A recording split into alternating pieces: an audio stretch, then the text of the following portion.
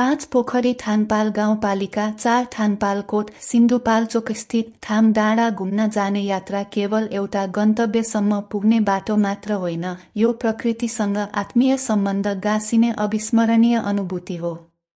बिहानको मधुरो उज्यालोसँगै यात्रा सुरु हुँदा बाटोभरि फैलिएको हरियालीले मनलाई गहिरो शान्ति प्रदान गर्छ। चिसो तर स्वच्छ हावाले शरीर मात्र होइन, मनलाई पनि ताजगीले भरिदिन्छ।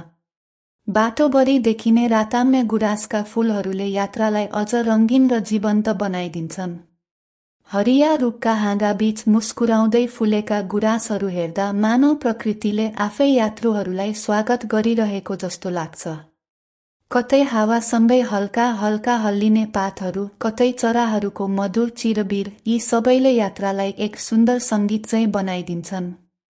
थाम डाँडातर्फ उक्लिँदै जाँदा चारैतिर फैलिएको शुद्ध हावाले फोक्सो भरिदा आत्मा नै शुद्ध भएको अनुभूति हुन्छ। सहरको भिडभाड र कोलाहलबाट टाढा यहाँ केवल प्रकृतिको आवाज मात्र सुनिन्छ। हरेक साससँगै थकान हराउँदै जान्छ र मनभित्र नयाँ ऊर्जा, नयाँ आशा पलाउन थाल्छ। डाँडाको टुप्पोमा पुग्दा देखिने दृश्य त शब्दमा बाँध्नै गाह्रो हुन्छ। तल फैलिएका सुन्दर गाउँहरू, हरिया खेतबारी र ससाना घरहरू सबै मिलेर एउटा जीवन्त चित्र जस्तै देखिन्छन्। टाढा क्षितिजमा उभिएका हिमालहरू सेता बादलसँग खेलिरहेका जस्ता लाग्छन्।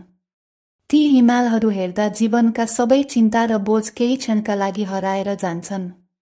थाम डाँडाबाट देखिने प्रकृतिको यो अनुपम सौन्दर्यले मनलाई गहिरो शान्ति र आत्मालाई सन्तोष दिन्छ।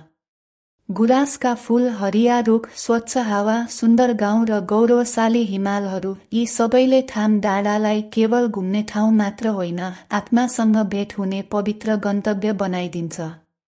यदि तपाईँ कहिल्यै प्रकृतिसँग नजिक भएर आफैलाई महसुस गर्न चाहनुहुन्छ भने थाम डाँडा त्यो अनुभूति दिने एक अनुपम र अविस्मरणीय स्थान हो।